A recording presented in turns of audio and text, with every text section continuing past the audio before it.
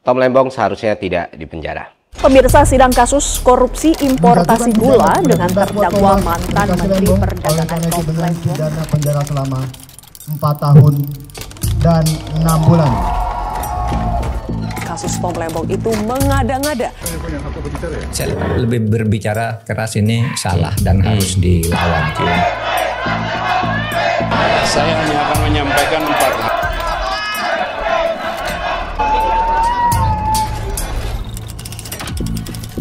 Hakikatnya kita memberantas korupsi itu adalah memberantas penjahat, Kenapa bukan Prof. mencari salahnya orang. Ya, statement gue bold dan kita nggak perlu basa-basi lagi. Kalau kalian menyangka gue anak abah atau gue pendukung Anies Baswedan, jejak digital gue jelas ya, nggak bisa dicek satu persatu apakah gue benar-benar pendukung Anies Baswedan atau tidak, atau gue pernah mempromosikan Anies Baswedan atau tidak, atau gue ikut kampanye Anies Baswedan atau tidak. Itu tuh clear, ada di seluruh media sosial. Kedua, kalau lu nggak suka Anies Baswedan dan lu pengen dia nggak makin kuat, dia nggak makin mendapatkan simpati, dan dia nggak jadi the next presiden Indonesia, maka harusnya lu nggak mendukung Tom Lembong untuk dipenjara. Karena era sekarang informasi semakin terbuka, teman-teman. Yes, kenyataan itu semakin dekat dengan diri kita masing-masing. Dan gue yakin semakin lu cari tahu secara objektif, semakin lu paham kalau orang ini tidak seharusnya mendekam di jeruji besi. Ya, simpati akan makin besar kepada beliau gitu loh. Dan tentu untuk pihak yang bertentangan atau berlawanan dengan beliau, ini bukan sesuatu yang diharapkan. Terakhir, buat seluruh pejabat yang ada saat ini, kalian harusnya jadi pihak yang paling ketar-ketir karena kasus Tom Lembong ini. Jika saja Tom Lembong yang dulu pernah menjadi menteri di kabinet Pak Jokowi bisa kena karena kondisi yang terjadi 8 tahun yang lalu, apa yang menjamin kalian bisa aman dan tidak menjadi Pak Tom Lembong selanjutnya? Ya, karena kekuasaan berganti dan hidup berubah. Lu yang nambang di Raja Ampat misalnya, yang bangun IKN misalnya, yang bikin kereta cepat misalnya, bikin tender makan siang gratis misalnya, bikin pengadaan dengan rekanan atau vendor misalnya, bikin aplikasi misalnya, semuanya bisa kena kalau berdasarkan keputusan hakim dan tuntutan jaksa yang ada di kasus Tom Lembong ini. Lu bisa aja kena karena dianggap bekerja sama dengan rekanan dan dianggap merugikan negara dan memperkaya rekanan. Lu bisa kena karena bikin kebijakan impor dan lu bisa dipenjara karena aplikasi yang lu buat dengan harga triliunan tapi tidak menghasilkan output yang maksimal dan optimal, bahkan tidak dipakai gitu. Dan seumur hidup ancaman itu akan terus ada dan menghantui jika kasus ini akhirnya dimenangkan oleh Kejaksaan Republik Indonesia. Ya, untuk itu di video kali ini mari kita bahas kasus hukum Pak Tom Lembong dengan bahasa yang paling sederhana dan bisa dipahami oleh semua orang. Ever compete with her?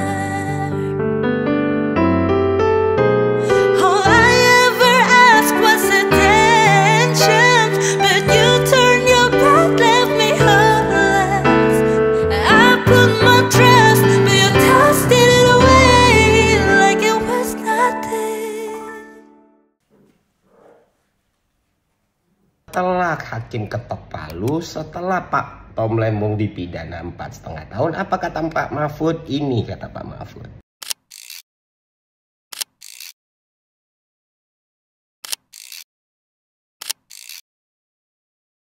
Saya tidak mengatakan kasus Tom Lembong itu dari sudut ukuran formal kepidanaan, tapi bahwa itu politisasi, itu jelas sekali. Politisasi. Iya, bagi saya terasa Nggak bisa, menurut saya, otak saya nggak bisa membantah bahwa itu politisasi. Nah, komentar Pak Mahfud tentang putusan peradilan itu juga udah dimuat di berbagai media yang mana Pak Mahfud menyatakan bahwa hakim keliru.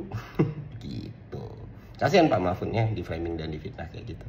Menurut saya putusan Tom Lembong ini salah. Iya, iya. Pengadilannya salah. Saya lebih berbicara keras ini salah dan harus dilawan. Oke teman-teman. Kalau kalian ingat, sekitar 1 tahun yang lalu gue pernah bahas soal Kejaksaan Republik Indonesia ya, dan rencana penyusunan undang-undang kejaksaan itu sendiri, yang mana gue ngerasa ada sesuatu yang mungkin bisa terjadi karena power yang bertambah ini. Dan sekarang hal ini mulai terlihat ya teman-teman. Seperti yang teman-teman ketahui, status tersangkanya Pak Tom Lembong itu bukan diberikan oleh KPK atau kepolisian, melainkan kejaksaan. Ya, diumumin akhir tahun 2024 kemarin dan menghebohkan semua orang. Tom Lembong terjerat tipikor, tindak pidana korupsi. Beliau ditangkap karena diduga melakukan tindak pidana korupsi, sudah merugikan negara dan memperkaya orang lain atau mungkin diri sendiri. Waktu itu jaksa menilai bahwa Tom sudah melakukan impor saat stok gula itu cukup bahkan berlebih. Jaksa juga bilang akan ada penyelidikan untuk memastikan aliran dana yang masuk kepada Tom Lembong secara pribadi. Lalu, bagaimana fakta persidangannya dan bagaimana kejadian sebenarnya? Dalam persidangan yang kalau kalian tonton satu-satu berdasarkan keterangan saksi, bisa kita simpulkan bahwa memang di masa itu ternyata impor diperlukan karena masalah distribusi, El Nino, dan berbagai masalah yang lain. Di dalam Rakortas Kemenko Perekonomian tanggal 28 Desember 2015 yang Bapak hadiri, disimpulkan bahwa kita akan mengalami kekurangan gula sebesar 200.000 ton. Jadi dapat dipastikan bahwa kita sudah pasti tidak mengalami surplus gula di 2015, apalagi di 2016 ya. Betul? Iya. Terima kasih. Nah, gue pribadi ya, itu dari kasus ini bergulir, itu udah mulai ngulik data soal gambaran kondisi gula dan hitungan ekonomi dari USDA. Jadi tahun itu produksi total kita itu 2,05 juta ton, sedangkan kebutuhan kita ternyata 5,6 juta ton. Dalam kondisi itu industri makanan dan minuman permintaannya naik nih, didorong oleh pertumbuhan konsumsi nasional ya kan. Nah, sedangkan kebutuhan kita akan gula rafinasi itu ternyata semakin tinggi teman-teman. Lalu kalau lu jadi Menteri Perdagangan, apa yang lu lakukan untuk memenuhi kebutuhan ini? Jelas salah satunya yang paling gampang ya dan yang paling cepat gitu ya untuk mengatasi masalah lebih besar, apalagi kalau bukan impor. Tapi impor gula mentah itu ternyata sulit dilakukan oleh BUMN saat itu dengan berbagai alasan dan aturan. Tapi hal ini bisa dilakukan dengan menggunakan jasa perusahaan swasta dan aturan bilang dilengkapi rekomendasi formal dari Kemenperin. Disinilah letak kesalahan Pak Tom Lembong karena bentuk rekomendasi formal ini tidak ada gitu ya kan.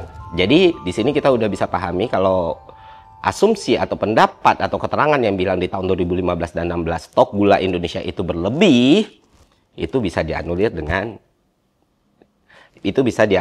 fakta persidangan dan data-data yang tadi gue sampaikan teman-teman. Letak kesalahan Pak Tom Lembong yang tidak bisa didenial adalah memang dalam keputusan impor tersebut tidak menyertakan rekomendasi formal dari lintas lembaga, salah satunya Kementerian Industri dan Kementerian Pertanian gitu. Yang mana dalam pembelaannya Pak Tom Lembong bilang mereka sudah berkoordinasi tapi nggak dalam bentuk formal aja, dalam bentuk ratas saja atau dalam bentuk rapat aja. Dia nggak tahu harus ada dokumen dan lain sebagainya. Apapun pembenarannya kalau aturannya udah bilang kayak gitu salah dong? Ya salah. Kita harus akui itu salah walaupun lu mendukung banget Pak Tom Lembong, kita harus melihat ini secara objektif ya. Nah, cuman ini yang menarik teman-teman. Setelah mempelajari ini semua, mengikuti kasusnya, gue pikir hasil di pengadilannya mungkin akan tetap menetapkan Tom Lembong bersalah. Tapi bukan dengan pidana. Karena kan di delik korupsi dalam pasal 2 dan 3 UU Tipikor, itu kan sifatnya dolus delik ya, atau kesengajaan. Sedangkan ini bisa kita bilang malah administrasi, ya kan? Jadi ya kecil lah kemungkinannya Pak Tom Lembong itu dipidana. Dan ternyata beberapa hari yang lalu, keputusan pengadilan sudah keluar, hakim udah ketok palu. Apa yang gue pikirkan ternyata keliru. Ya, cukup banyak pengamatan devisa ketika kita melakukan impor GKM dibandingkan dengan KP, maka itu akan sangat-sangat berguna untuk kestabilan nilai tukar. Stabilan nilai tukar ini akan punya efek luar biasa. Jadi secara singkat,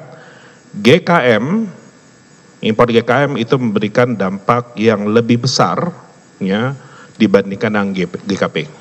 Menjatuhkan pidana kepada terdakwa Thomas Trikasih Lembong oleh karena itu dengan pidana penjara selama 4 tahun dan 6 bulan.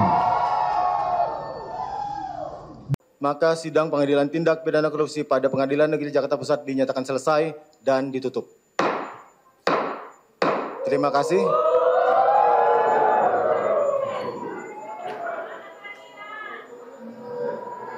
Oke, sekarang kita lihat putusannya. Ternyata ya, kayak gue bilang tadi, keliru teman-teman. Tom Lembong tetap kena pidana 4,5 tahun dengan denda 750 juta. Nah, dalam keputusan hakim itu ada 2 poin penting nih teman-teman. Pertama, tidak terbukti adanya mens rea. Kedua, tidak ada keuntungan pribadi. Jadi, penyelidikan aliran dana itu ternyata hasilnya ya memang nihil. Tom Lembong nggak ngambil uang sama sekali gitu loh. Terus kenapa Tom Lembong dihukum? Nah, menurut hakim kalau gue rangkum nih alasannya. Pertama, Ya, Tom Lembong dianggap merugikan negara karena tidak menggunakan BUMN.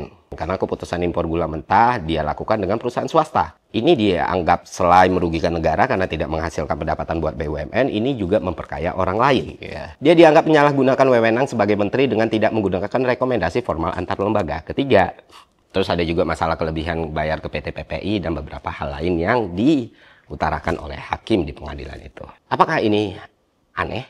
Ya bisa dibilang sangat aneh lah. Pertama, poin nomor 1, kalau dianggap memperkaya orang lain karena bekerja sama dengan swasta, maka semua pengadaan di negara ini ya bisa kena gitu loh, semua orang bisa masuk ya kan. Karena kita tahu aturan pengadaan di Republik Indonesia, aturan PBJ di Indonesia dari mulai 54/2010 sampai yang terbaru sekarang pun ya kita menggunakan rekanan kan. Salah satu bentuk government spending juga. Lu beli barang di e-katalog gitu, harganya bisa di markup segitunya pun ada asas pembenarannya. Terus kalau dianggap memberikan keuntungan buat orang lain karena lu nge-hire perusahaan swasta dalam tender impor, itu kan mind blowing ya. Gimana kalau gua nge-hire kanan gua untuk pengadaan laptop gitu loh. Terus gua dianggap memberikan keuntungan karena pakai rekanan bukan pakai BUMN.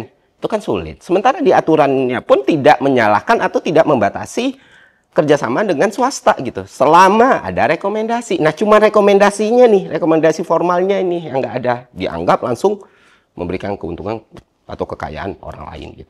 Untuk poin nomor 2, untuk hal ini apapun situasinya, jika aturan harus ada rekomendasi formal dan Tom Lembong tidak memilikinya, maka dia salah. Tapi kan ini maladministrasi yang lucu sekali kalau dijadikan dasar untuk ngasih label koruptor di kepala orang dan memenjarakan dia selama 4,5 tahun dan mendenda dia sebesar 750 juta. Ini gila. Dan yang ketiga yang paling wow mind blowing di antara semuanya. Bicara soal apa itu Kapitalisme. Kapitalisme. Itu juga saya terkejut itu. Itu apa? Kapitalisme itu kan tidak ada normanya. Oh, iya kan? Iya bro. Kapitalisme itu ide. Ekonomi kapitalistik. Sekarang gue tanya, kapitalistik itu apa? Sesuai definisi aslinya dari Das Kapital kah? Modus produksi kah? Atau asumsi orang tentang apa itu kapitalisme? Ini kan berbeda semua nih.